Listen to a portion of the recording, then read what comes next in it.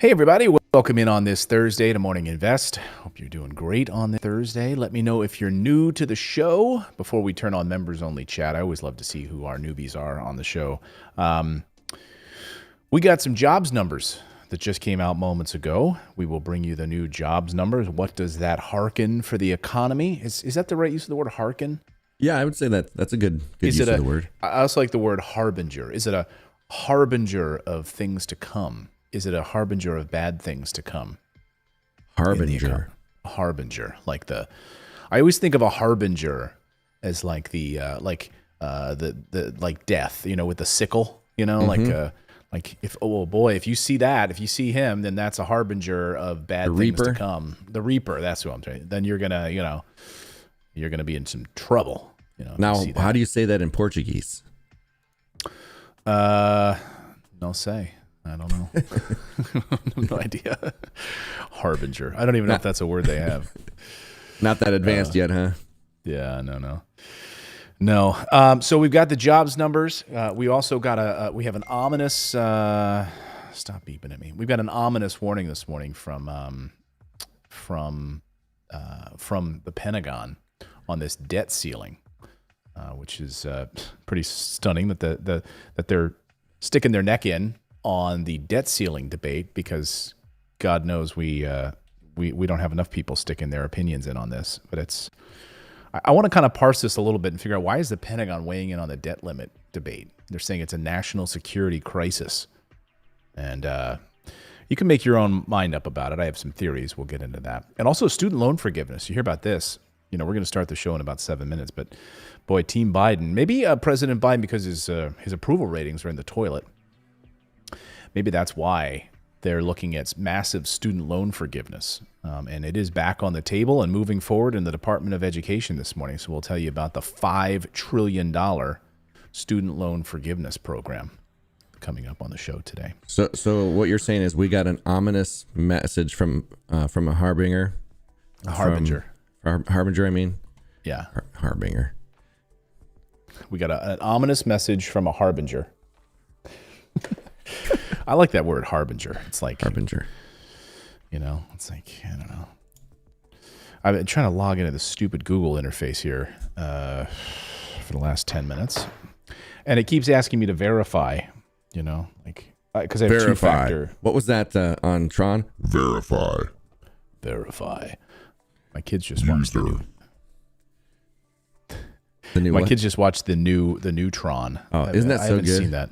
I haven't seen the new one. Is it good? You've not seen it? Oh yeah, with Jeff Bridges. Yeah. Oh yeah, it's good. It's better, way better than the first one. Well, the first one was, yeah. Oh, speaking of movies, so I have not read Dune. Have you ever read Dune? I didn't read it. I've seen the movie. I never read the book. I'm not much of a book reader. Yeah. I got to get you like the graphic novel. And yeah, graphic novel. Would you like audiobooks? Oh, I love audiobooks. That's the only way I can read. Really? Because you get like distracted, or you just you can't focus? Yeah, I'm one of those people that so my mind is I think so vividly, lucid dreaming kind of. And so I'll read a paragraph and my mind is still in that paragraph. I want one of those. My mind is still in that paragraph, creating that whatever they're trying to help me create. And then I'm reading the next paragraph, and then I have to stop and be like, I don't even remember what that paragraph said. So I have to go back up, read that paragraph, and then then my mind starts to fade again into that. And so it's like reading a book is just like a, constant struggle. So audiobooks, I can just kick back and relax. Or what I really like is somebody to read to me. So okay, what I'll do is I'll read you Dune. Okay. Okay. We'll do like a book. We'll do like a book circle. Yeah. And when I'm reading it to my son, you can FaceTime in. Perfect. Like, okay, little buddy. And I'll get Miles will say, why are you my calling him Snuggie little on? buddy? Yeah, you get your Snuggie on. Get your get a pillow. Get your binky. Get your binky, and I'll read to you. Anyway, so Dune, I've never read it, and I've only seen parts of the movie. You know, the original one, like Sting, is in it. The new Dune movie is coming out, and so it was advertised to me last night in my Amazon feed or whatever. And I was like, oh man, I gotta buy this book because it's just like an epic, classic novel from the 1970s. It's so good. You know, it's like 5-star classic sci-fi. I'm like, I'm going to buy this book, and then maybe read it to my kids, and it'll give me a chance to read it also. And then we got to go see the movie, you know? Mm-hmm. So I'm into Dune. Anyway, no, you and I before the show, so we're going to start the show in about 4 minutes, but I said, well, we'll just save it for the show. What were we talking about? We were talking about news and chaos, like the Manson. You started talking about the Manson case. Well, you were talking about a news story. We were talking about the Gabby Petito story and stuff. Yeah. We were saying, it's so hard to believe the mainstream media anymore on anything, like. Yeah. It's like, because it feels like it's so sensationalized, and it starts to feel like, why is this so prevalent in news? And it's like, what are they doing in the background? Like, what are they doing behind the scenes in the government that they have to keep like sensationalizing this story? I understand it's a serious issue or serious story, but like it starts to feel manufactured after a while. Yeah. Well, look, so I was saying, and I was going to tell you this, I started reading a book called Chaos. I'm about halfway through it now, and it just came out. It's written by a journalist who spent like 20 or 25 years of his life investigating the Manson murders. And boy, I mean, the stuff that he uncovered about how that whole thing was manufactured by the police department, and how Bugliosi, the prosecutor, basically manufactured this idea of helter-skelter, and he just, all the evidence that has come out from the other members of the police force, they're like, no, like this was total garbage. There's all this amazing stuff. But among the chapters that I found astonishing are the FBI and CIA chapters. He talks about the massive amount of like misinformation and crazy stuff that they would put out there. It's unbelievable. Like planting fake news stories, all of the stuff that they did was, nothing of it was legal. Well, and not just plant stories. The FBI, like when you look at like any of these domestic terrorist things that you hear about, eventually you hear that the FBI was part of it in some way. Like they were either with the person, they were encouraging it, or whatever. Oh, it's and all it's astonishing. Like in the book, he breaks down how the amount, like certainly in 1967, 1968, all the stuff that they were doing against the Black Panthers, the stuff that they were doing manufacturing, the CIA, what the CIA was doing, manufacturing fake attacks in Vietnam, so that that we could like curry favor with certain parts of the Viet Cong, that they would like come join our side. Literally, we saw it happen in real time. Literally killing these people. I mean, it's awful. Yeah. We saw it happen in real time with the weapons of mass destruction and the little powder thing, the vial. Like we saw that kind of manufacturing in real time, and still to this day, some people believe there were still weapons there. And it's fun. It's amazing. Like the CIA is supposed to not operate on American soil. Like that's right. Yet they're on our news.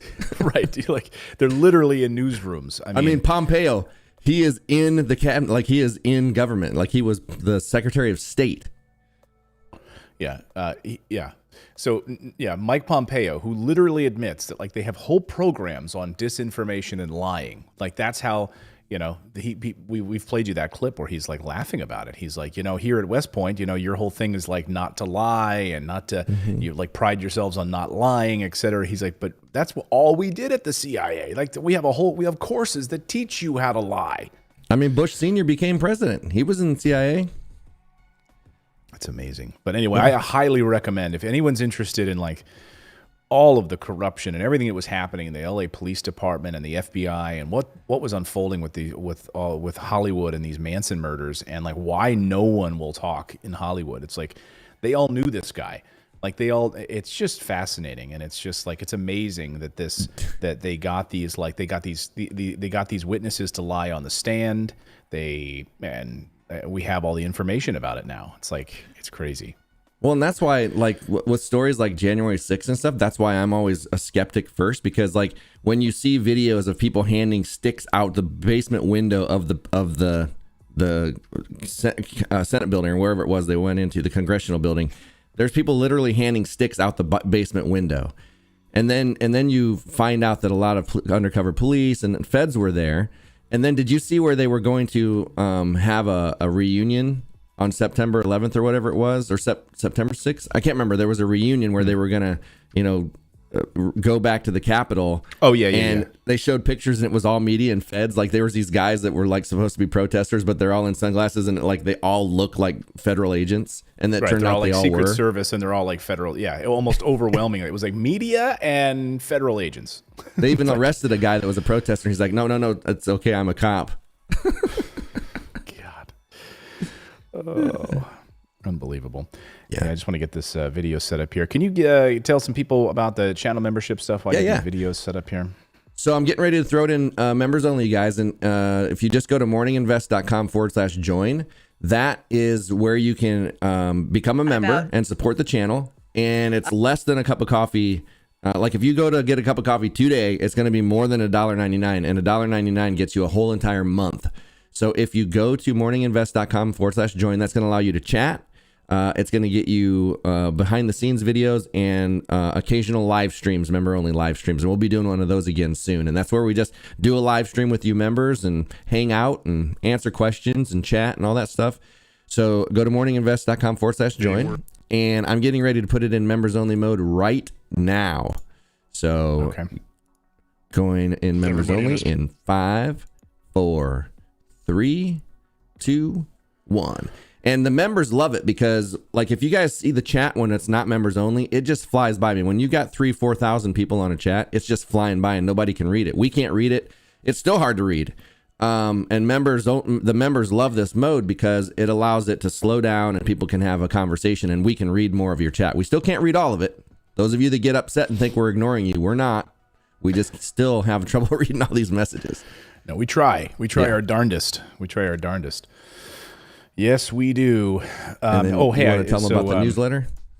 Yeah, so we have our daily newsletter, by the way, and it's morninginvest.com. And hey, I had 14 people sign up for the newsletter yesterday. That's way too low. It's totally free. It's the best newsletter on the planet, and it's totally free, delivered to your inbox first thing in the morning. So you've got to subscribe to the newsletter. It's totally free, and you get great news stories covering the big stories, plus a little bit of humor in your morning. Go to morninginvest.com, put your email address in, and you'll get a welcome email from me, and then just let me know you got it. It comes from my email address to say, hey, Clayton, I got your welcome email. So then tomorrow morning, Friday morning, you will get the newsletter in your inbox first thing in the morning. We usually send it out around 6:30 in the morning Eastern time. So a few hours before the show, we also have a little preview of what's coming up on the live show inside the newsletter.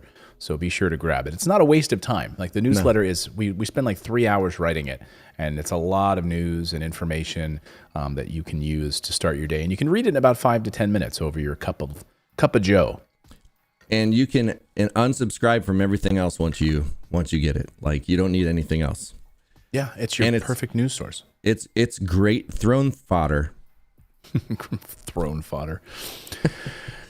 Yeah, like you sent me a message the other day after you were reading the newsletter. I was like, I know where you are right now, where you're sending me this message. I didn't want to think about it. Yeah, it's like if it's either that or if I send you a voice message and there's an echo. Yeah, you know. Right, I know where that is too. Yeah. Your internet's dropped.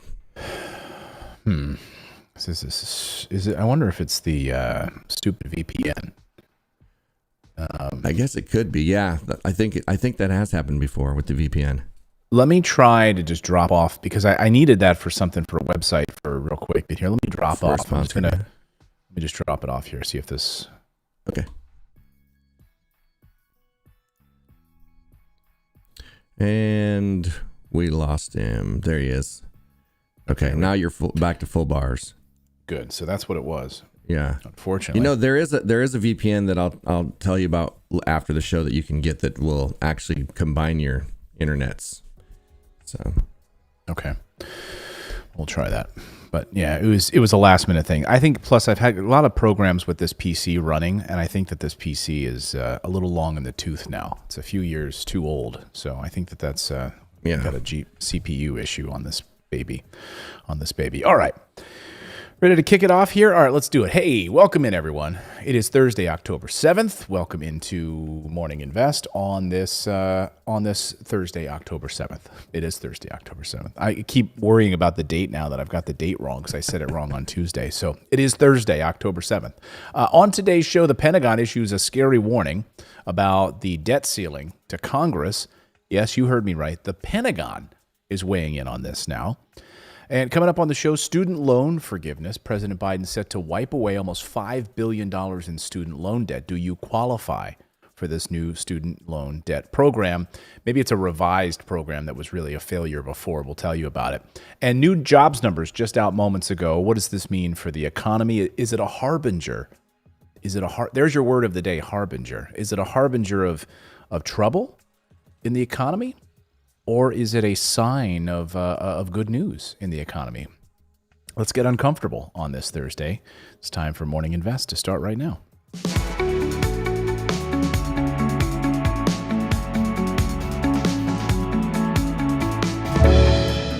And good morning, everybody. Welcome into Morning Invest. How are our new sweatshirts and fall wardrobe coming along? Good. I just was looking at and approving T-shirts yesterday. Let me see if I can. Because I got my Morning Invest hoodie on right now, but we've got a bunch of new stuff hitting hitting very, very soon in the store. So I'm excited about that. So let me just show one that we were playing with. Okay. We don't know if this will be a final yet, but how does that always switch around? Okay, let me go to here. Here we go. Here's one that we're working on. Control plus. You can take that full. I'm hard. Is it not full? Well, I'm still on the screen. I see what you're saying. Yeah. How do I take you off? Here we go. Ooh, Inception. Ooh. There you go. Nothing makes sense. Nothing makes sense. That's right. That's right, Judge. So that's one of them. And then we're working on other things and putting logos on the back of them. So let me see. Where was I? Social Estate sweatshirts. Stephanie Rossi says, I want Social Estate sweatshirts. Ooh, yeah, that's a good idea. I would love it. Yeah. And then that would be the back. Cool. These are just rough designs, but yeah, these are roughs. But all coming together for the fall. Coming together for the fall. All right. Let's dive into it today on the show. Let's start with this new jobs report that just came out. So we just got these jobs numbers in a few minutes ago. Let's dive into it. The United States has posted a bigger than expected drop in these new jobless claims last week. So that is good news, as impacts related to Hurricane Ida and the Delta variant's big summer spike have now receded. Although I don't know if you saw this news. Do you see this news this morning that the CDC is now warning us about a massive flu outbreak that we could have in this winter? Can't we aren't we over the flu? Winter? I thought last year we didn't have any flu, right? No one had the flu. Why this year suddenly are we going to now have the flu? Well, I don't get it. Are we just so that's what the CDC is warning this morning. Maybe it's a variant, a flu variant. Well, they're all flu variants. There is no one flu, right? When you get the flu shot, it only targets the top 3 or 4 biggest ones, and then you've got 174 strains that you hope, maybe not hit you. I don't know. Anyway, we got past this. We got past the Delta variant craziness, although that's still out there. But as far as the summer jobs numbers, so this is a good sign. Jobless claims totaling 326. That's much lower than 345 they expected. The Labor Department released its weekly jobless claims report just a few moments ago. The biggest headline here in all of this, though, I have to say, is this ended a 3-week streak of increases in new jobless claims. So that's a good sign. So this is the first time in 3 weeks where we haven't had a big surge in people filing for unemployment benefits. But on the other side of this, you could say, wait a minute, didn't we also just pull back on all of these additional unemployment benefits for people? So that's some of it, but mostly it just means that people haven't filed additionally separate from any COVID related. So that's good news. Some economists saying that that because of an uptick in coronavirus cases and disruptions due to Hurricane Ida, that we went through that. Now we're coming out of that stage. And so that's why we're seeing these numbers. I'd be curious, in the chat, let me know here. Have you guys in the chat, like Dean Thomas says, yeah, 20,000 less. That is good news. 20,000 still, but nonetheless, how many of you have been like looking for work or been trying to get back out there, or your job just doesn't exist anymore? You're saying, I don't want to go back to this crappy job that's going to pay me really low wages, make me work, 80 hours a week. I'm just curious your situation. Drop me a chat here. I'd be curious about that. So as of the week ending September 18th, about 4.2 million workers were claiming benefits across all unemployment programs compared to about 5 million for the week before. So obviously they've come down because President Biden has allowed these federal unemployment benefits to expire on September 6th. However, even prior to that, total numbers had also been trending lower, which is good. So there's rehiring activity picked back up. We saw that companies basically said, hey, we're over the Delta variant. Like companies are like, hey, we're over COVID. We're going to hire as many people as we can. We need to get people back in, working at the McDonald's and trying to give you additional bonuses and whatnot. Companies basically shook off the worries about Delta, and we saw a faster than expected pace in September, according to the Wednesday report. So Wednesday's report on hiring from ADP, from the payroll processing company, and then we have the jobs report this morning for unemployment benefits. So when you combine all of that, do you feel better about things? Private jobs rose by about 568,000 for the month. That's better than the Dow Jones had estimated. That's almost 100,000 more people went back to work than before, which is great. And you know how they always have to revise the jobs numbers every month because they're always wrong? I don't know why. They're always wrong, right? So August, when we had the jobs report in August, the initial report showed growth of 374 back in August. So then they revised it down to 340. So initially it showed 374, and then they revised it down about 30. How do you get it wrong? Like if you and I were running a business and we were off by 34,000 like every month, we'd be in jail. We'd be in jail. Can't they just figure that into their overall numbers, right? Can't they just can't we just know that they're always going to be wrong? No, because that makes it too transparent. I guess so. Come on, man. Sorry, Joe. Well,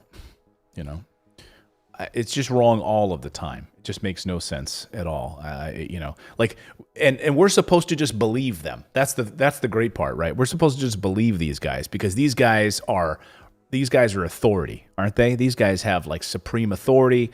These guys work at the Labor Department, so these guys know these numbers inside and out. How many people? We're supposed to just back off, right? We're supposed to just back off, man. And what back off, man. I'm a scientist. Oh, you're okay. We're to believe that they just sit there and crunch numbers all day. Like they don't, they don't have lives or anything. They're just sitting there crunching these numbers and trying to figure it out. And yet they just happen to be off. The experts are off every month. Right. Every month. 30,000, 50,000. Okay. You're just off that much. So good news on the jobs report number. I mean, at least if we want to look at these sort of preliminarily here, and wait till they revise these probably down a little bit later. So if look, Dean Thomas pointed out in our chat, 20,000, right? That's 20,000 less than they anticipated. Great. Until we get the revised numbers in November for October and we find out that they're 40,000 people off. So it's not as good as we think it is. But right now, as it stands today, more companies are hiring. Okay. There's a strong uptick in hiring. Great news. And then we're also seeing people that aren't filing unemployment benefits as much. That has also gone down. So I'm going to be, I'm a glass half full kind of guy. You know me, right? I'm a glass half full. So I think this is good news for the economy overall. Now, the real question I have is what is going to happen with the Federal Reserve? Because now that we're getting this good jobs number, and also what's going to happen with the stimulus? This is more fuel to Joe Manchin's fire, isn't it? This is more fuel to Kyrsten Sinema's fire. That hey, well, actually, we don't need... it's more donations to her PACs. Right. She'll take money for other things, but as long as it relates to the stimulus, she won't spend money. But this is really going to pull back on any kind of stimulus. And I really think you're going to see that from the Federal Reserve. They're going to really start moving towards this tapering program for Wall Street. We're going to start to see more calls now to not be a $3.5 trillion stimulus. I can take that to the bank. Take that to the bank. Andy McKendrick, thank you for your $5 super chat. Andy says, I finally got a raise from $11.40 an hour to $13.12 an hour. It's not much, but it's a step in the right direction. That's good news, Andy. Giving you so not quite $2 raise. By the way, I'm curious, Andy, what company? You don't need to drop another super chat, but just tell me what company, Andy. I'm curious. I think I came up with a solution for the minimum wage, maximum wage thing. I was thinking the perfect setup, I believe, would be that a company's executives can't make more than 75% of their lowest paid employee. You give them 75% more. That way they're still getting a nice chunk, even 100%. You could go 100%. Because what did Dan Price say that the original was? 400% difference? Yeah, it was like, it was like 400% that he was, he as the CEO of his company was making than the lowest employee in his company. Yeah. So you could do it. So with some of these companies, I guarantee it's a lot higher than that. So like Bezos, I wonder what the percentage is of what he makes versus what his, but anyway, if you made it like even 100%, then you've got then you know that they would, like your lowest paid employee would be paid 100, no less than 100% of the executives, and then the problem solved. Yeah, the problem is though that of course they would roll in their bonuses as totally separate from salary. They're like, oh well, hey, I make $120,000 a year, but I get a $40,000 or I get a $20 million bonus for profits, like it's over there's always a loophole, there's but always a loophole. You'd have to close that. Like they could have a bonus too that would have to, you could take 100% of that and, or a certain percentage of that. And the rest has to get passed down as to employees. Like you could do it. It would just mean you would have to, hurt the people that donate to you. Yeah. So keep an eye out for Andy's. Andy sent me that super chat about his company that he just got a raise. I just want to see him drop another answer to my question in here. Like, what company do you? I mean, if you don't have to tell me what company you work for, but if you want to tell me, I'm just curious. Who? Because hey, if it's a larger company and they're actually paying employees more, good. I want to give them a shout out. They're certainly not hitting $23 an hour, which is still at a poverty wage, but still, hey, Highline Plastics in Olathe. Am I saying that right? Olathe, Kansas. Highline Plastics. All right, Andy. Well, hey, I guess they're doing something. They're giving the workers a little bit more money, which is good. Hey, we've got more news to get to. We're going to get to what's going on with the stimulus, the debt limit, the debt ceiling, and all of the craziness in Washington. You don't want to miss that. We're going to break that all down for you in a moment. We're also going to talk about this massive student loan forgiveness program that President Biden is rolling out last night by the Department of Education. And we're going to talk about these workers going on strike and why the mainstream media just is seemingly ignoring it. But this is a massive, massive story. And the mainstream media is just not even really talking about it. I'm sure you probably won't see it in your newspaper at all. Workers on strike, unless it happens to be in your backyard. No, it's one of those things where you only see it if you just happen to drive over in that neck of the woods. And you're like, what's going on over here? Yeah.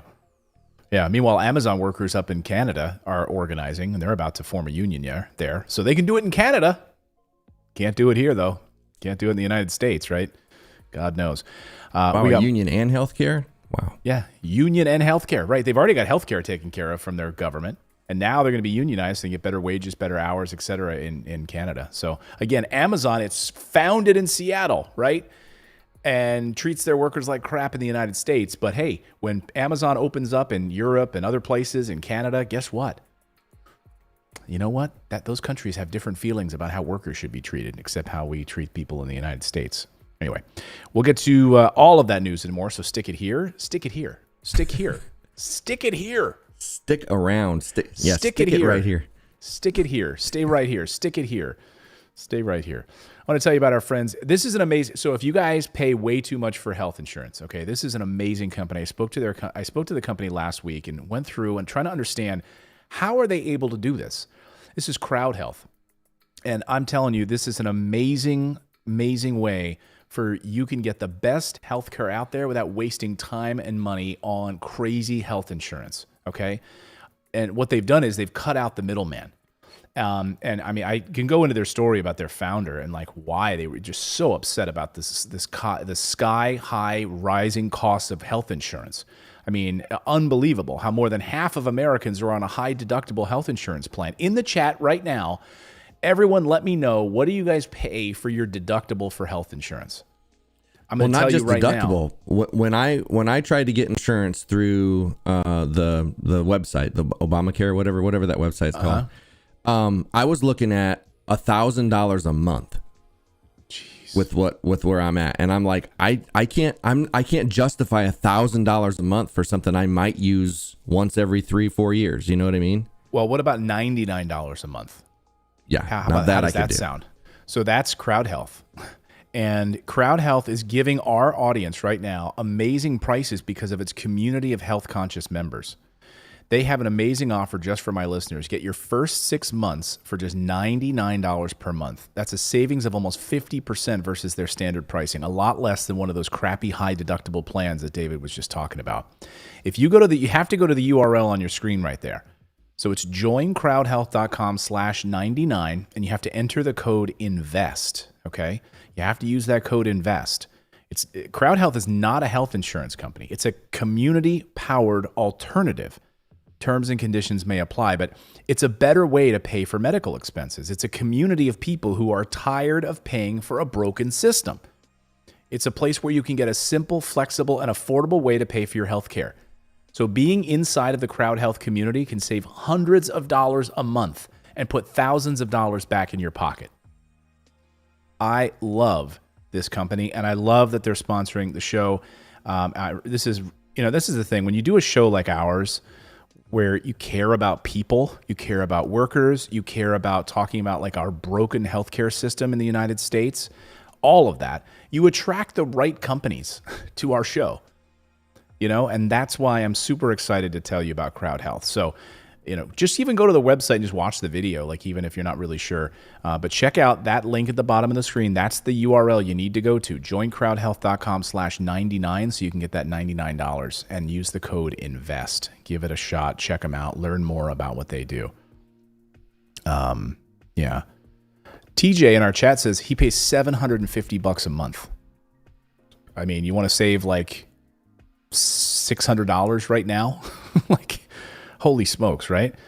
Lori Goodpastor says, once I meet my $2,600 deductible, everything is covered. Whew. My God. This is America. Like, this is the kind of innovation, though, that we need in America with these types of companies. So thanks to Crowd Health for supporting the show. That's awesome. Awesome. Cade Nestergaard says $3,000. Holy smokes. Arlene says $1,500. $5,000 with a $3,000 individual maximum, Brenda says. Faith Scott says $1,600. United States. Greatest country in the world. Unbelievable. All right. We've got some big debt news to talk about this morning. Pretty ominous warning signs this morning from the Pentagon. And we're going to talk about what's going on with the Pentagon side of this. We're also going to talk about the latest from Mitch McConnell. But I don't need to tell you, right, that October 18th, like, we're still facing this deadline down. And even if we punt it for a few months, it's still there. So what happened yesterday? Well, Senator Mitch McConnell, Turtle Boy, offered a stopgap deal to stop the coming default. And it looks like Senate Democrats are going to accept it so we can all maybe breathe just a little bit easier for a few months. I mean, look, all you need to do is look at Wall Street this morning. They're super happy that we're going to kick the can down the street for a few months. That's it, a few months. And then we're right back at it again. So into December. Why not solve the problem now? I'm reminded of things that my dad taught me growing up, right? He's like, why do you make it harder on yourself? Like, just get it done now. Do it now.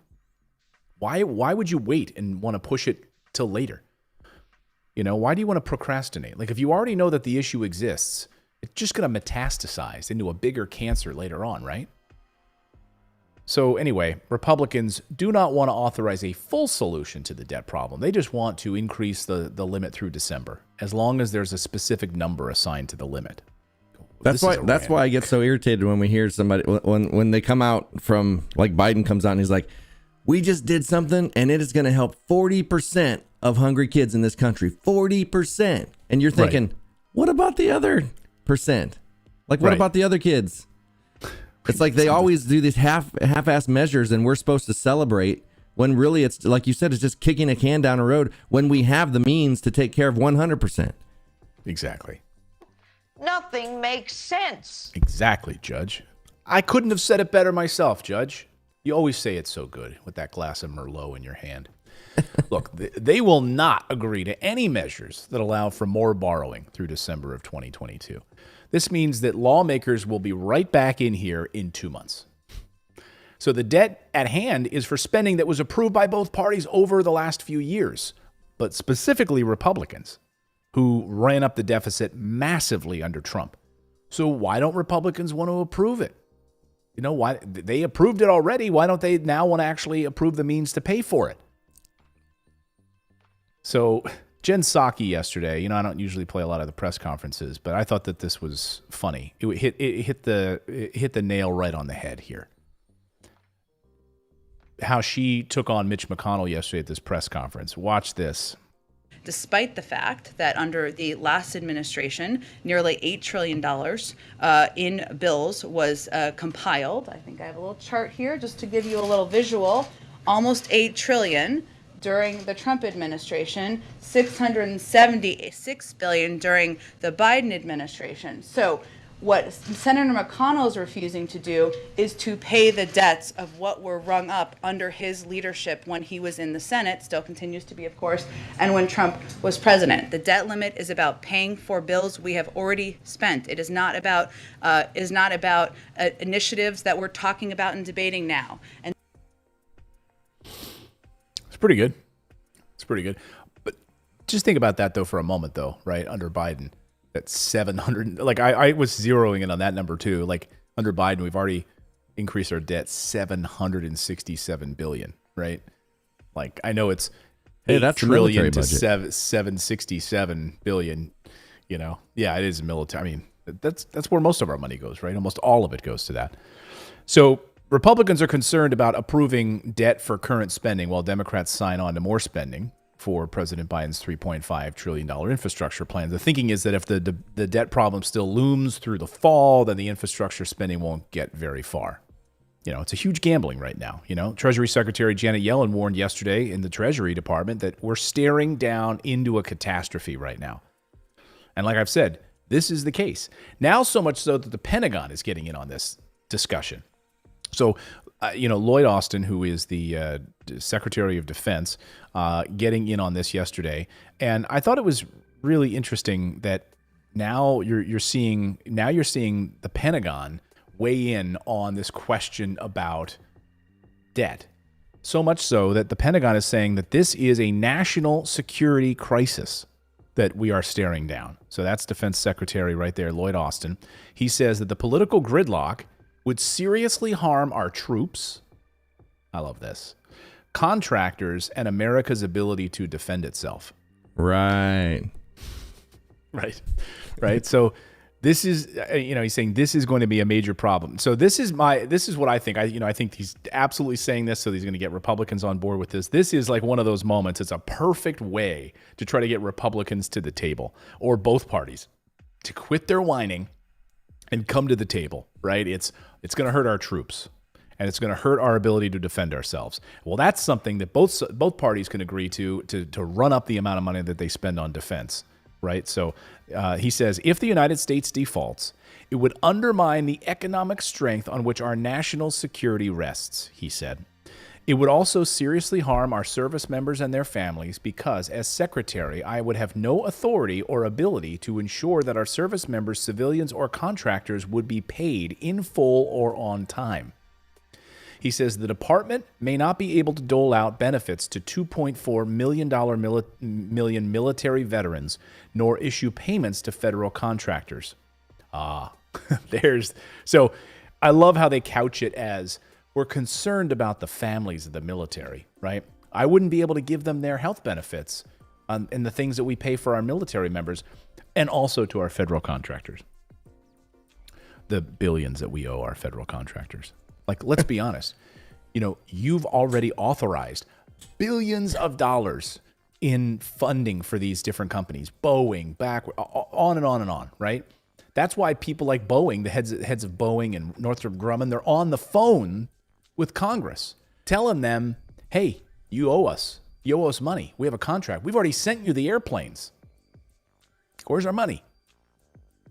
Well, not just that. People don't.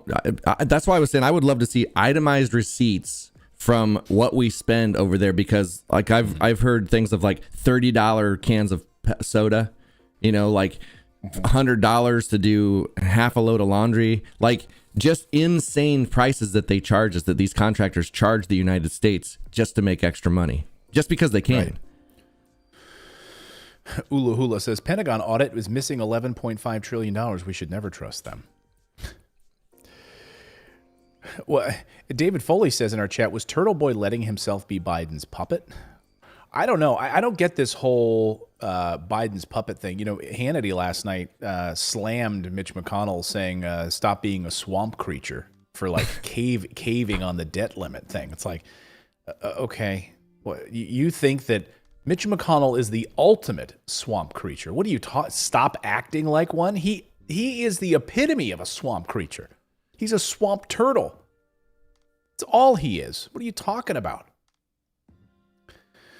Anyway, the Pentagon's chief stark warning comes in an increasingly tense standoff between the White House and Republicans in Congress, who have opposed Democratic attempts to raise America's debt limit as a way to rail against President Biden's domestic agenda. So basically, you know, as Austin says, our service members and Department of Defense officials live up to their commitments. My hope is that as a nation, we will come together to ensure that we meet our obligations without delay or without disruption. We've got to pay our contractors billions of dollars for random crap that we don't even need, like aircraft that will sit there mothballed and dusty. Oh, and what about our Space Force? You know, that's our next sixth branch of the military. We got to ramp up spending there. Got to make sure we pay the Space Force contracts. So we can Space build Force. An interstellar force for good. We'll stick our interstellar boot up your ass. Man, unbelievable. So we could see this agreement put in place, the debt limit of the debt crisis averted for another few months. And then what? And then what? We move forward on the reconciliation package. We have Mitch McConnell, we have Joe Manchin and Kyrsten Sinema being painted as heroes by the mainstream media. And now with this good jobs report, you're going to see more and more. I dare you to flip on. Don't put on mainstream media. Don't put on cable news. Please, please, please, whatever you do. That's why you watch this show. But if you have to, you know, flip on CNBC or any of the other business networks, and they're all going to be saying the same thing. Look at this jobs numbers. Why do we need to be spending any more money on stimulus?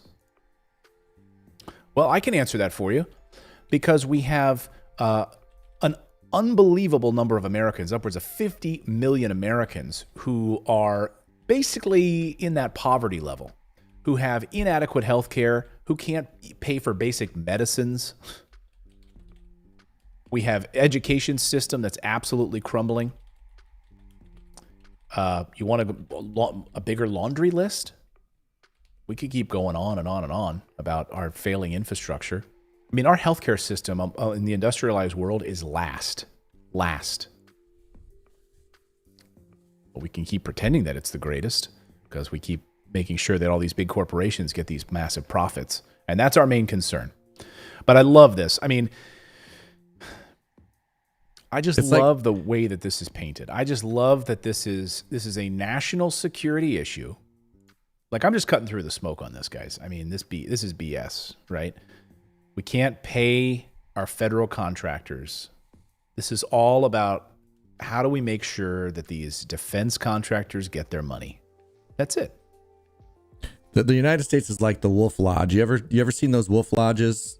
They have the great big, yeah. And you're like, oh my gosh, this place looks like it's gonna be cool. Then you stay in one and you're like, Oh my God.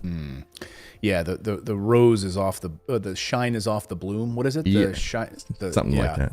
You're like, it's not quite as, This is not what it appeared to be in the brochure. Eating at this cafeteria. This spaghetti, is this spaghetti that they're serving here? Because I don't. Like the sauce doesn't even stick to the noodles. Yeah. Is this ketchup? Did I just get Legionnaire's disease from this wave pool? I know what you're saying. I know exactly what you're saying. Good analogy. Good analogy. So that's the very latest on this debt ceiling. We've got more news to get here. I want to talk about this massive new student loan forgiveness plan. Will you qualify? We'll break down who qualifies for this. We'll also look at the workers' strike and workers demanding more. Plus, we'll take your super chats. We've got more news. We're going to keep diving, too. If we get more news on this jobs numbers as that kind of comes in here, I'm going to be able to go a little bit deeper on that. But I want to quickly tell you about our friends over at Harry's. When's the last time you looked in the mirror? About just before the show when I was brushing my teeth. Like, have you really looked in the mirror? That beard that you grew over the last year was a hot new thing for you, wasn't it? For a minute anyway, but now it's just hot outside. And you need to tame that bad boy. Well, Harry's can help. Harry's can help. If you're heading back to the office, right? Time to get back to that fresh, clean, all business look. Let Harry's help. Your morning routine, shower, shave, and Harry's can make 2 of those things a little bit easier and better for you. So if you don't know, yeah? I just want to add, if you do sign up for this starter kit and you have a spouse, get 2 razors. Oh, yes. Because she will steal it. My wife steals my Harry's razor.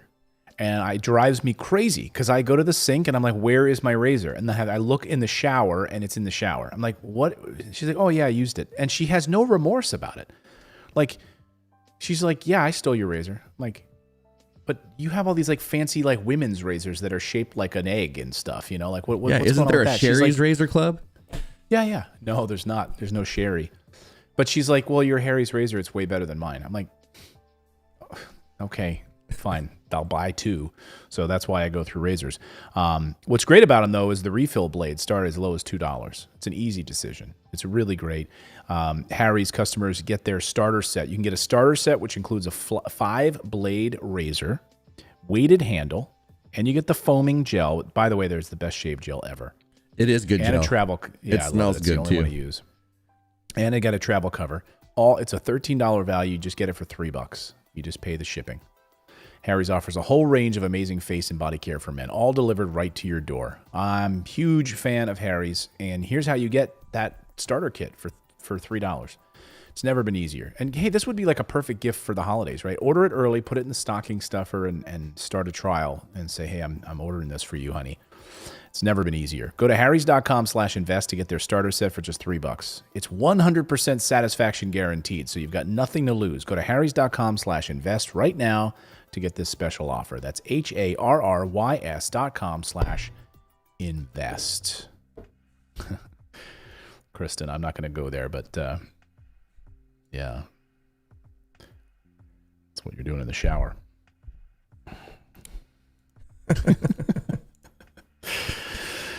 Oh, grab some more coffee, guys. We got some more news to get to here on the show. We absolutely do. It's a busy show. Derek, the reason you saw the Harry's ad on Facebook just now is because they heard us talking. Oh, is that right? Did they do that? Derek just said he saw Harry's advertisement on Facebook. Interesting.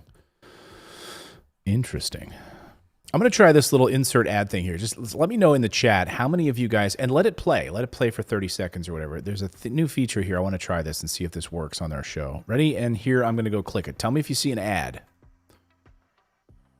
You guys see an ad at all? Yep, I see it. Where did you go, Clayton? Oh, really? No, I'm just kidding. Where'd I go? I actually tried that once and nobody said they saw an ad. Huh. So I think if you have YouTube Premium, you won't see one. Oh, I see. Yeah, if you got YouTube Premium. Yeah. If you got YouTube Premium. People want to know where Grover was. So, let's see. Arlene says, oh, it's so nice of you to share your razor with I think it was Arlene said, it's so nice of you to share your razor with your wife and Grover. Kristen says, ooh, an ad did pop up. Yes, Mark says, yes, an ad there. Anyway, so no, I do not share my razor with Grover because that would definitely clog my razor up, I would think. Absolutely. But I did take Grover to the beach this morning, so people wonder where he is. So this was our time on the beach this morning. And he's just like super fast. He's like my speed demon.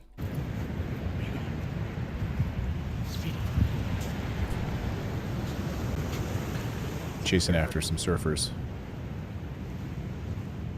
I like his harness.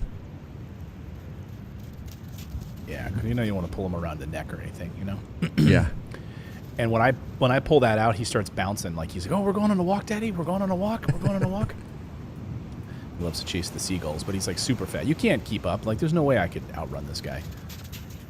That's awesome how he's running toward you and he's kind of looking at you. Is this all on your iPhone? Yeah. Damn. The dynamic range on that phone is just unbelievable.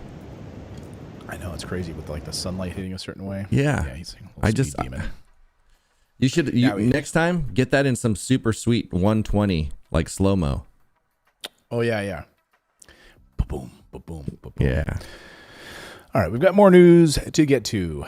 Let's talk about this student loan forgiveness. Wow, this is a bombshell. Maybe it's because I don't want to be cynical. I'm not usually the cynical one on the show, but usually, President Biden, his approval rating is like, not good. It's in the 30s, not good. So when you got an approval rating that's in the 30s, you may say to yourself, hey, cabinet secretaries, come on in here a second. I got that. Is there something we can do to drive up that approval rating? Is there something we can do right now? Yeah, Mr. President, something we told you about months ago that you could do with a stroke of a pen, through executive order, which is you could eliminate student loan debt for millions of Americans. Oh, okay. Yeah, why didn't I think of that before? Well, sir, you said you didn't really want to do that. Well, maybe I want to do that now. Now, look, I'm just being cynical. I don't know exactly how this played out, but I will say the Department of Education announced last night that it's doing a major revamp on the public service loan forgiveness program. Now, this started back in 2007, and it was a way to encourage people to work in public service. So if a person worked for 10 years in a public job and then made their eligible loan payments on time, they could qualify for forgiveness on all of the remaining debt. Well, unfortunately, it was not as simple as it sounded because there have been 1.3 million applications for this loan program, but only 16,000 have been accepted. And some rejected applicants were blindsided when they were told that the loan they were paying off wasn't the right type of loan to qualify for the program. What the heck does that mean? Like, talk about bureaucracy, right? They set up this thing to help you pay off the student loans back under Obama, and it doesn't work at all. Doesn't make any sense. The Department of Education now says it's going to overhaul the whole program. So I have to think that President Biden or looking there with Department of Education secretary and saying, what can we do here? Like, what can we do here under our certain guidelines that currently exist to fix this? Because it's not working. And they're going to restore the promise of this program. One of the biggest moves they're making is to try to cut all the red tape out of this, allowing people to apply for a waiver that makes every loan type eligible. So it's not going to be picking and choosing different loan types. I didn't even know there was like a whole bunch of different loan types for student loans. I mean, what does it matter? Right? I mean, you have private and federal. It doesn't matter which ones they are. Who cares if you got yours through Wells? I don't even know where you go to get a student loan these days. I remember I think mine was like the Stafford loans or whatever they were back in the day. So you have to apply by October 31st of 2022. And if everyone can make that deadline, the department estimates that 22,000 borrowers will suddenly have zero debt. Zero. 22,000. Where'd that number come from? I don't know. I guess because of the amount of time people have been in the program and they've already hit a certain threshold, so they would suddenly just have all of that debt wiped away. Over 550,000 people would be 23 payments closer to the 120 payments they need to get to zero. I know it's a little bit complicated, but let's go through who. Why did they? Yeah. This is what they say. I mean, this is the kind of equation. craziness. I was in my mirror last night, and I came up with this little equation. If we do it this way, it's going to be 22,000. And then I think if we kind of hijack this number and move this over and add a decimal place here, we could get the other 500,000. But it's not going to be complete debt gone. It'll be about 50%. It's like, what? Get this madman out of there. Man, you are one pathetic loser. That's exactly right, Lloyd.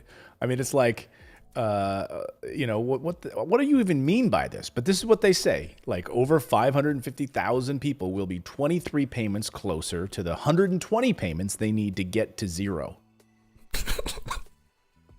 I'm using their words, not mine. These are their words, by the way. No wonder nothing makes sense. I mean, no wonder people can't navigate the system as it is in the United States. It's a total friggin' It's like joke.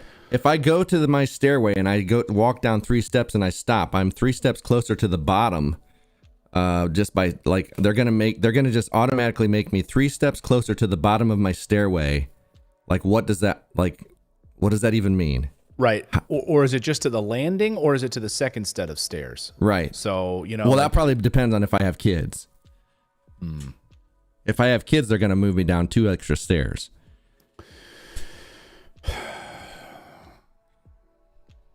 And then if you got stimulus. Nothing makes sense.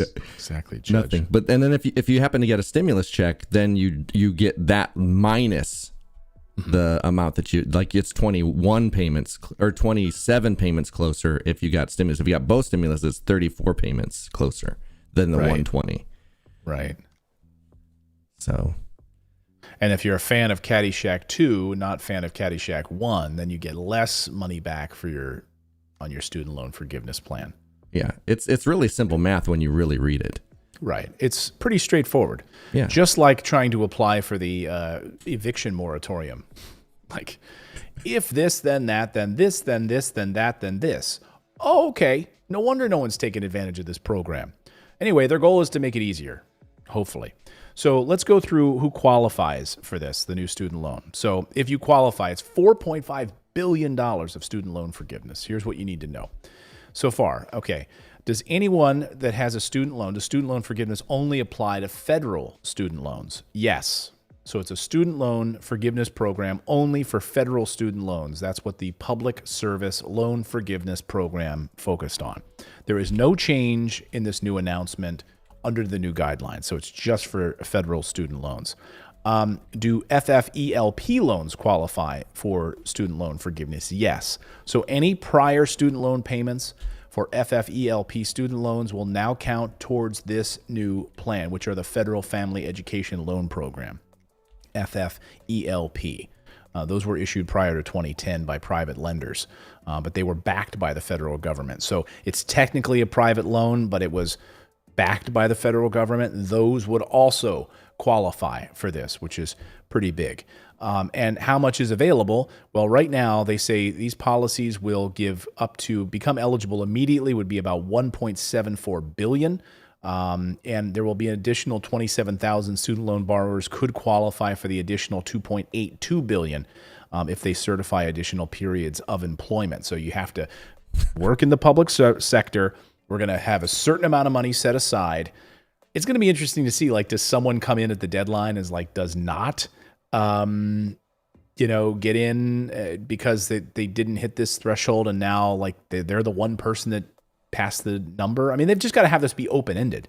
Like, why are they going to have a cutoff point for this? Anyway, and how do you apply? You can apply right for the waiver on their website. If you go to studentaid.gov. So if you go to studentaid.gov, here, that's not plugged in properly. Anyway, the website is studentaid.gov.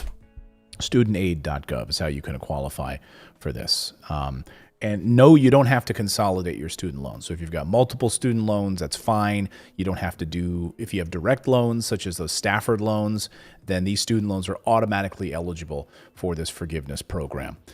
So that's good. Some good, do all student loan payments made to be made, or they have to be made in full every month? No. All student loan payments do not have to be made in full every month. So if you had a qualifying student loan repayment program, required that a student loan borrower had to make a full student loan payment each month, the Education Department has now waived that requirement, which provides more flexibility for student loan borrowers. So good news all around. Look, I still wish that the president would step in and say, all federal loans wiped away.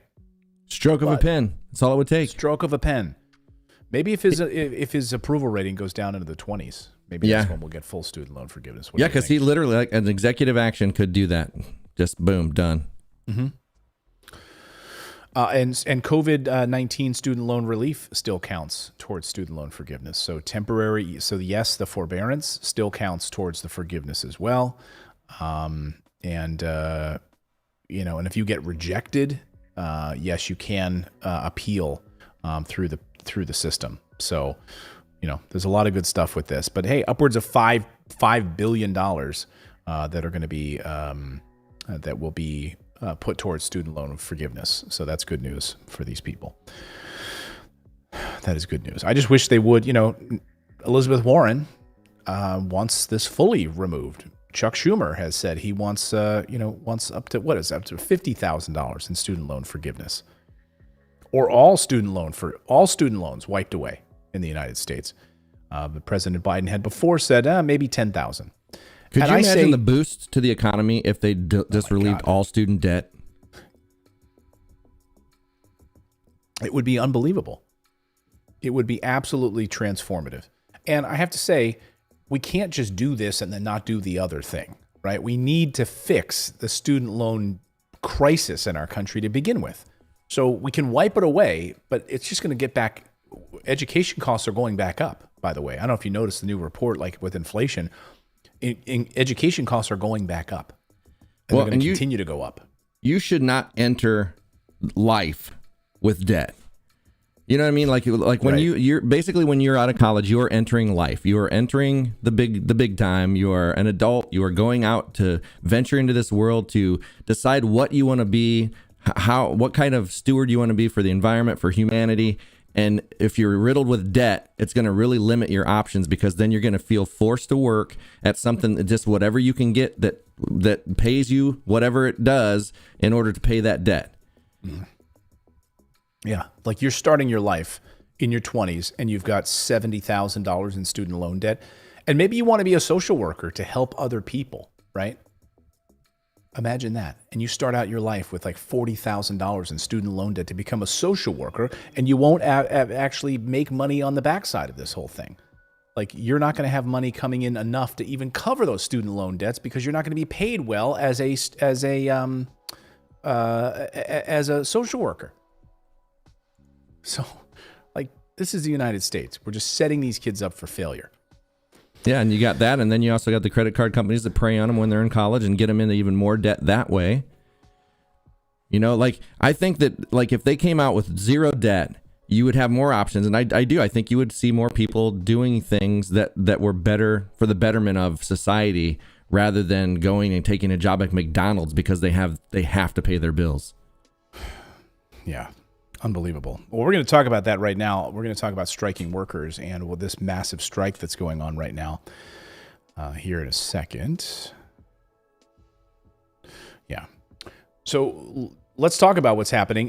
This is a story that you're not going to see covered in the mainstream media. Anytime over the past number of weeks, we've seen a number of different strikes happening at different companies, and there's been very little coverage, if any. I don't see it on the nightly news. I don't see it on any of the cable networks. It's just quiet. Why? Because those big billionaire corporations do not want any attention drawn to workers that don't feel like they are paid well enough or are getting the type of hours that they deserve, the type of benefits that they deserve. They're working all kinds of long hours.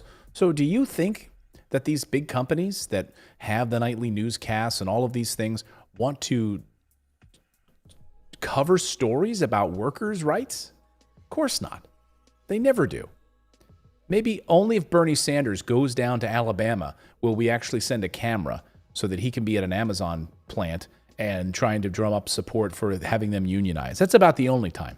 Well, that might trickle down to their you know, to the newsrooms, to the people hold the microphones and running the cameras, and I guess those are probably unionized people anyway. But beyond that, Well, you know, in some cases, you know, like when I worked in Los Angeles at KTTV in West LA at that Fox affiliate, Fox, I forget the call sign, but anyway, KTTV.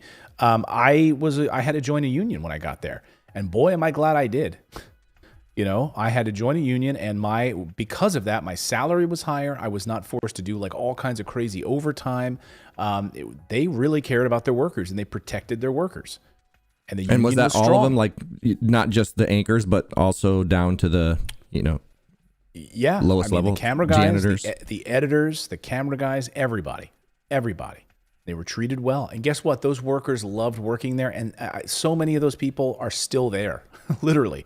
I'm friends with them. I talk to them. My executive producer, the team, like they're all still there. 20 years later, they're taken care of. And then I've worked at other places where they hated unions, you know, and they absolutely would not allow you to unionize. And so that's what happens in the United States. You know, unions keep getting squashed. They keep getting trampled on. Heck, we had the FBI just raiding a police union yesterday in New York City. Like the FBI just swooped in and like basically raided the offices of a union.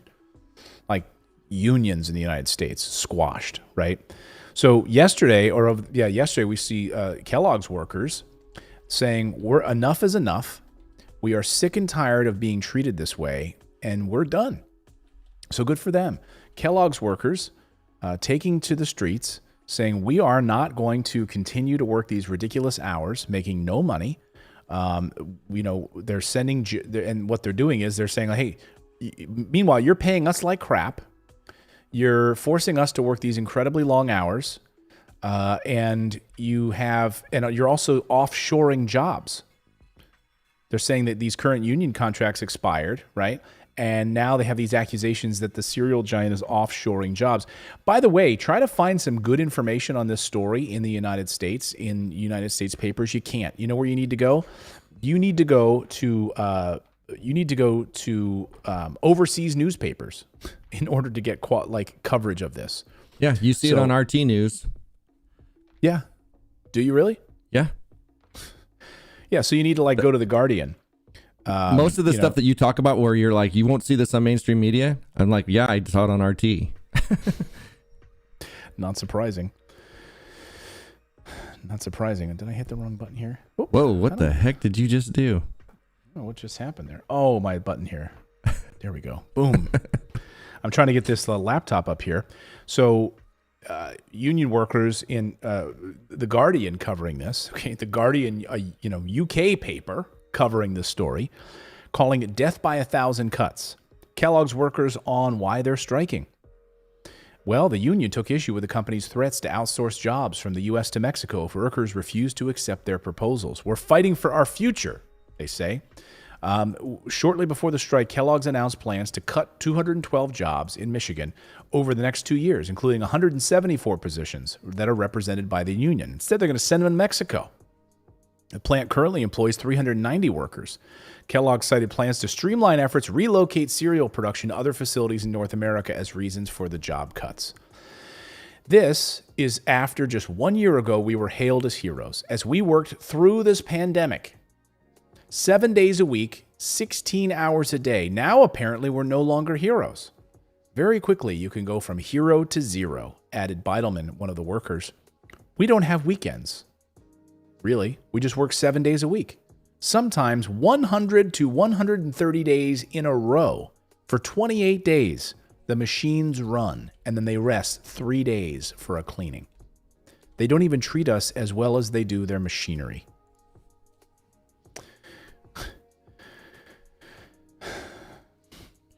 Do they get free boxes of Frosted Flakes, though? I'm sure that'll make them healthy. Yeah. Adjustment to the PTO policy, a holiday pay change, and a plan to remove all union logos. That's what they want. They want a cost of living adjustment. Okay. They want that elimination. And they want a transitional position to be permanent. They want policy changes. They want holiday pay change, removal of union logo from products. These are unresolved issues right now that are still on the docket. from Let's products. listen. We spoke with one of the strike leaders this morning. Everybody in this plant makes incredible sacrifices that most people wouldn't understand. They work 8 days a week, at least. And that's months on end without a scheduled day off. I mean, some people in the plant don't have a scheduled day off for the entire year. So we're not willing to accept that anymore. You have a scheduled day off for the rest of the year. That's insane. I didn't realize there was 8 days in the week there. Hey, didn't you ever hear the Beatles song 8 days a week? Heck yeah. It's one of my faves. You know? I mean, death by 1,000 cuts. That's what they're saying. It's like a death of 1,000 cuts. They're slowly eliminating jobs out of the Lancaster plant, said Carrie Williams, who works in the processing and maintenance in Lancaster, Pennsylvania. We had to work through this COVID for the last 2 years, and they've just shown disrespect for the union name. They even want to remove our union logo from the cardboard cereal box. They want to take their name. They want to take the union off the box. They're basically taking these jobs, shoving them to Mexico, because these unions in Battle Creek, Michigan, and in Lancaster, Pennsylvania, are saying enough is enough.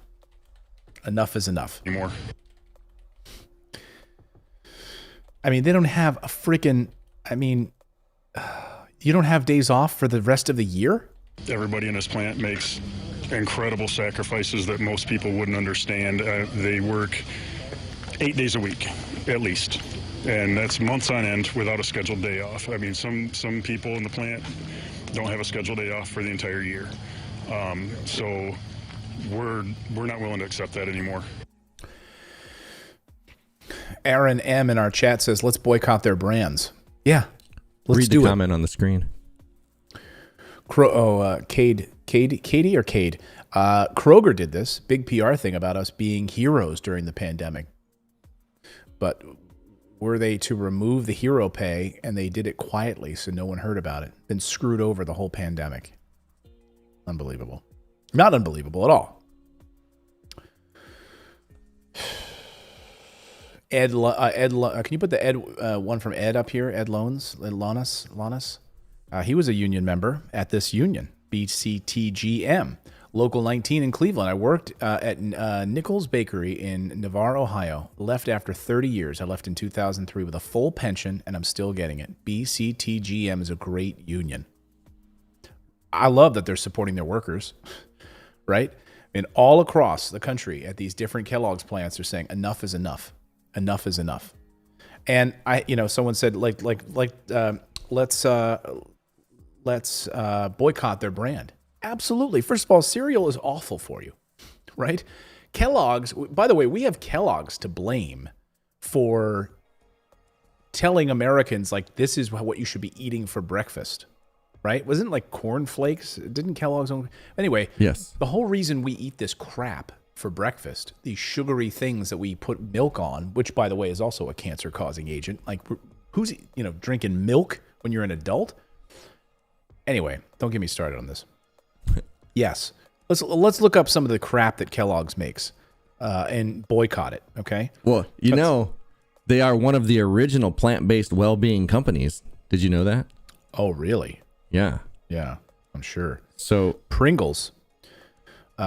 No, that's it then. Let's see what Kellogg's. Let's see what their brands are. Here, I'm on there. I'm going. Here we go. So we got Cheez-Its. Here's their cereal, Special K, whole wheat crackers. So here's all their brands. You guys want to know the illusion of choice? Here you go. They own all brand Apple Jacks, Cheez-Its, Fruit Loops. These aren't even real foods, by the way. Eggo, Corn Pops, Crispix. Hey, Garden all Burger. Of this crap. All of this crap. I mean, Kashi brand, Pop-Tarts, Fruit Loops, Raisin Bran, chocolate Frosted Flakes. You would be doing your waistline and your liver and your colon and every other part of your body a service by stop eating any of this crap. Stop eating any of this stuff. From our food from field to table. Yeah. Right. Yeah.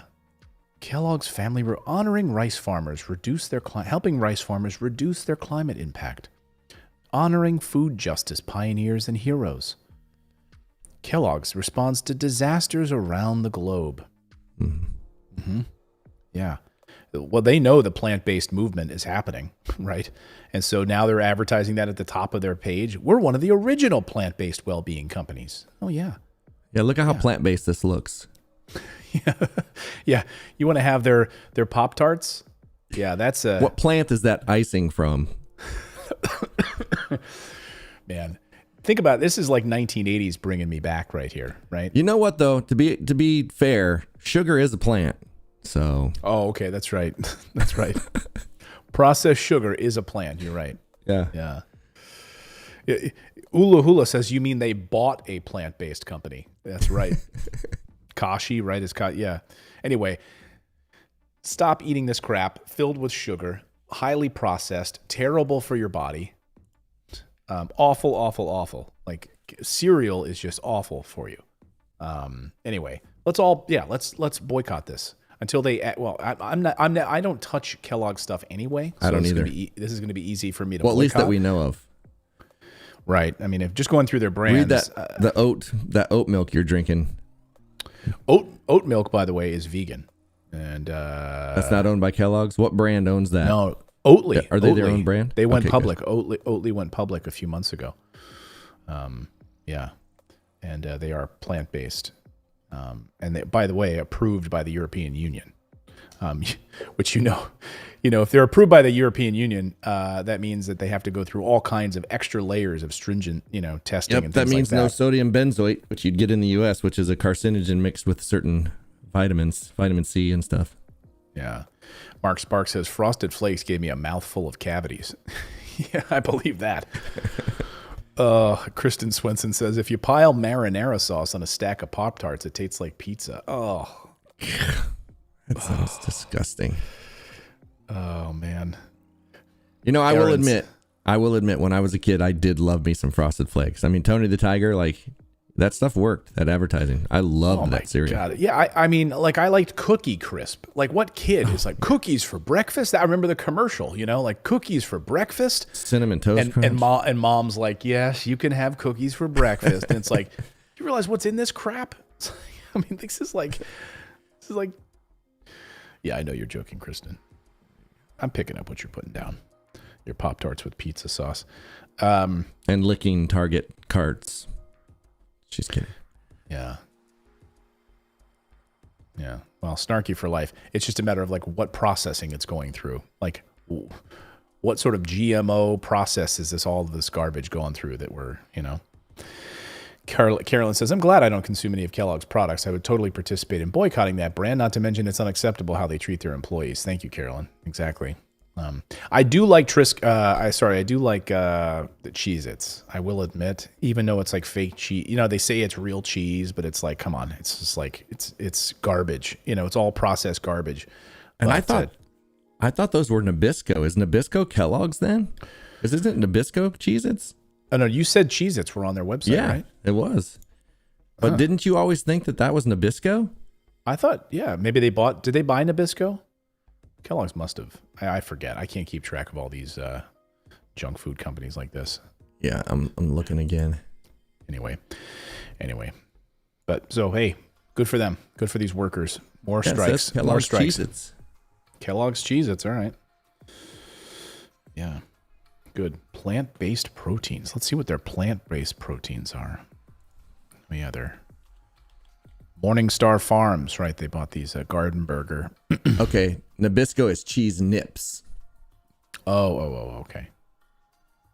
The imitation. Yeah. Cheez-Its are the original. Yeah. Anyway. Yeah, by the way, check out the video I just did yesterday on a plant-based company that's doing all kinds of awesome stuff in the frozen food stuff with actual plant, like not processed. Like that's definitely, the movement that I'm looking at right now from an investor standpoint. How scary is this? Kellogg's, from feeding the U.S. Army to going to the moon to making everyday moments great. So they feed our military, That's, imagine that's sure. the quality of food that the military gets is Kellogg's. Yeah. You're getting cereal at the military base. Like that'll set you up for success for about 30 minutes. Cornflakes. Cornflakes we can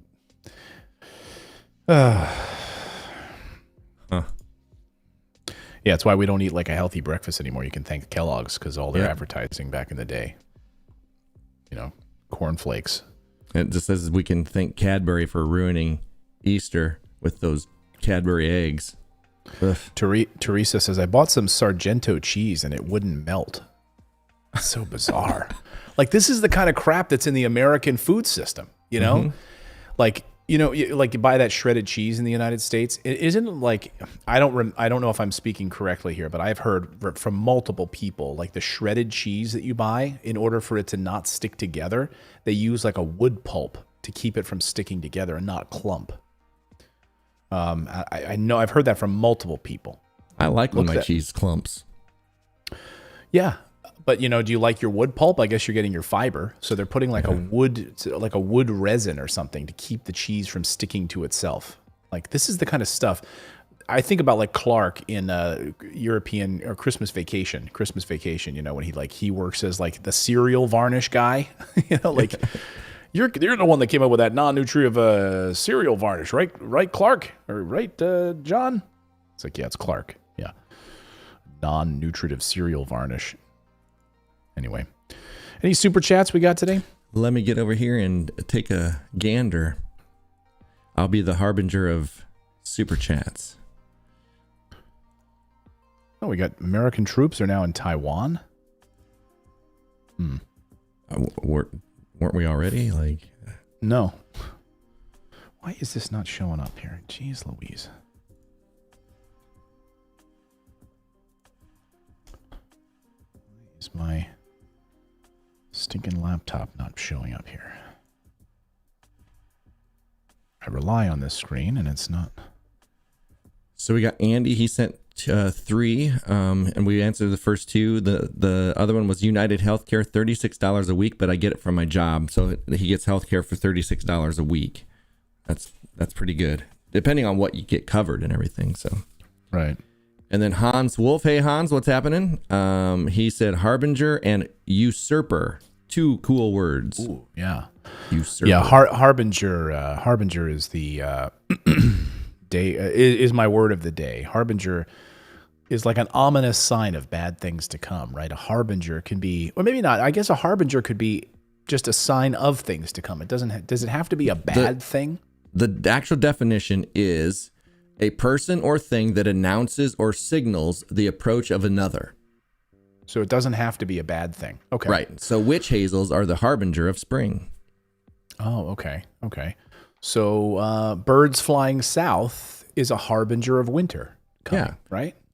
And a forerunner of something. So these works were not yet opera, but they were the most important harbinger of opera. Okay. So that's good to know. Harbinger is not necessarily a bad thing. Yeah. A sign of a bad thing to come, but it's I find that it's typically used to describe a bad thing. Yeah. It says here, one that initiates a major change. Okay. So like it sounds like it has to be like a major event. I see. So like Clayton is the harbinger of uncomfortableness. Harbinger of truth, justice, and the American way. Stephen Hall says, damn, new age health boy. What do you and Natalie feed your kids? Muslix and hay? Muslix, that's Muslix. That's like that. That's a cereal. No. That's probably not. No, we don't. Good. We don't. My kids literally, and this is not like any kind of hey, congratulations, but our kids have literally never had cereal. Never. They don't even know what it tastes like. They've also never had soda. But you know, look, I grew up on cereal and soda, and so I knew how bad it is for you. So I don't want my kids to have that. So in the mornings, like we'll make them, you know, like my wife will make like a smoothie. You know, like with yogurt and like fresh yogurt or something, and berries, strawberries, and bananas and things like that. She made pumpkin. This morning she made pumpkin, like literally pumpkins from our garden, pumpkin muffins. So like pureed, and then and that. I don't know. Yesterday or 2 days ago, I made some eggs and some scrambled eggs and for the kids and with toast. So, Do you find it kind of funny that it's the lobbyists that created the food pyramid in the first place? Like that's all. Like our health system, our food system was created by lobbyists for food industry. Yeah, literally. So the cereal, the corn syrup lobby, I mean, it was literally made by Kellogg's. It was like, you should have a lot of grains. You should have a lot of cornflakes at the top of your food pyramid. Yep. Why do you think all these they put on the side of the box, like, no this or no that, no, like, and they say it like they try to make it sound healthy. Like they're saying that they're the first plant-based company. Like they try to make it sound healthy, but if you really look into it, it's not healthy at all. Yeah. Unbelievable. Anthony Garman sent a super chat. If I put my crypto in a wallet, does it still grow in value? Still kind of new to it. Yeah. I mean, it's still an asset. Just because it's not on an exchange doesn't mean anything. The only reason you keep it on an exchange is because you want to exchange it. Hope that makes sense, right? So if you have it in a crypto wallet, it's the same thing as gold, right? Think of it like gold, or think of it like a property. You own a house. So let's say you have Bitcoin, but you don't have it on an exchange. You don't keep it on Coinbase, or you don't keep it on BitSwap or one of the other exchanges. You have it in your own hardware wallet, right? Well, you still own that Bitcoin. And as Bitcoin goes up, the mark, hey, now it goes from 50,000 to 60 to 70,000. It's on its way to 100,000. You could take it off of your hardware wallet and put it back on the exchange and sell it. Just like gold, right? Gold coins. Think of it like that, right? You would have gold coins in your safe in your house. Well, what's the market conditions for gold right now, right? Is it $1,800 an ounce, $1,200 an ounce, $5,000 an ounce? Great. I'm going to take my gold coin out of my hard storage and sell it. Put it on the exchange, on a gold exchange. Same thing. Hope I made sense. Mucilix is also Kellogg's, just FYI. So why would he feed his kids? Mucilix. Yeah. That was supposed to be muted. No one knows how to spell Mucilix. That's right. I guess it's Swiss. Oh, I saw the umlaut. I thought it was German. Yeah. If Kellogg's is German, then yes. Any other super chats? We got here that's one. All. That's all of them. Deadeye21. Thank you for your super chat as a new supporter. It says that you guys made my day, y'all promoting healthy stuff. Well, we try to, My wife and I read a lot of books on that kind of stuff, we cut out drinking alcohol, mostly, like pretty much like no alcohol anymore because of just how it's a poison. Ethanol in any form is a poison. And this whole idea that, oh, well, no, I'm not an alcoholic. I can drink in moderation. No, it doesn't matter. It doesn't matter. There's no such thing. It literally. And so it's anyway, if you understand all this stuff, so we try, we really, really try. But, you're up against all kinds of big corporations and you try your best, when you got little kids and you really try to, be a good parent to lead them in that way. So they see you, drinking water, not, I don't know. Kids wake up in the morning for school and you're like, God, they've had such a restful night's sleep. They haven't screwed themselves over by drinking like a bottle, too much last night. My 5-year-old, she's ready to start her day. She's had water. She's going to have a healthy breakfast. She's going to go and fill her brain with stuff and learn and grow. And why would I sit downstairs and, harm myself at night? You start thinking about that kind of stuff, especially as you get older, you do blood tests, and I had COVID recently, and you think about the blood pressure tests and hypertension, and you're like, my God, I gotta take better care of myself, So anyway, And then Carolyn Mealy says, hey, can they move to Mexico to keep their jobs? Oh, referring to Kellogg's. I mean, no. No, because that's the whole incentive. They're going to do away with their American jobs. And yeah, I guess they could go to Mexico if you want to get paid a third of or a tenth of what you're making in the United States. You want to make a third or a tenth of what you're making in the US, and you want to work unless you're an exec. Off. Right. I mean, that's why they move, that's why they move to these countries, so they don't have to. It's globalism,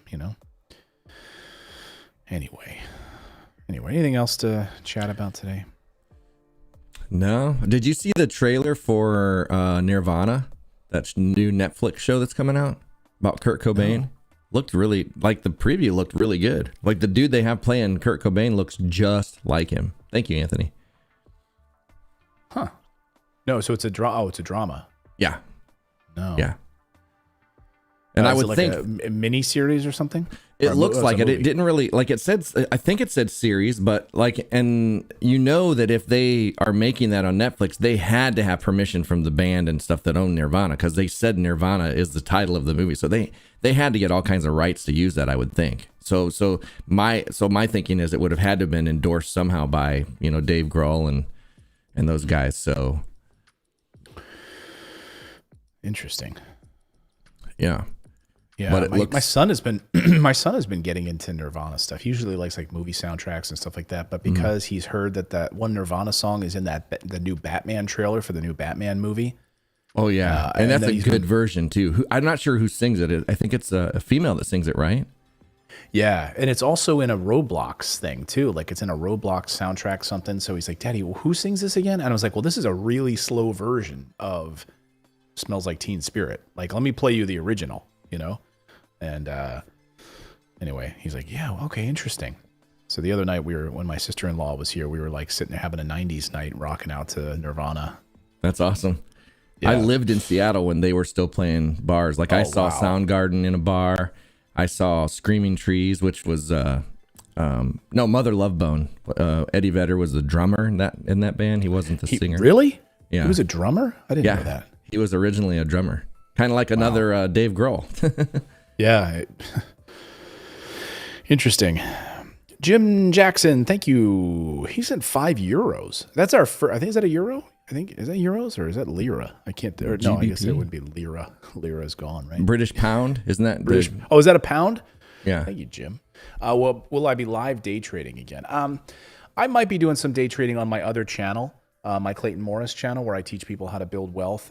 By the way, I got my Bitcoin miner. It arrived yesterday. Check it out. Here it is. I'm going to be doing a whole video on setting up the Bitcoin mine. Look at this bad boy. Holy cow, look at those fans. Yeah. It's all fans. Yeah. Yeah. Grover's getting in on it. Yep, he's excited about it. Took it out of the box. I got to go. My wife locked herself out of the house. Oh. And she's like, fine, I'll just water the garden for the last part of the show. She's like, can you come get me now? I'm like, okay. Hey, does that mean the same thing it means over here? Water the garden? No.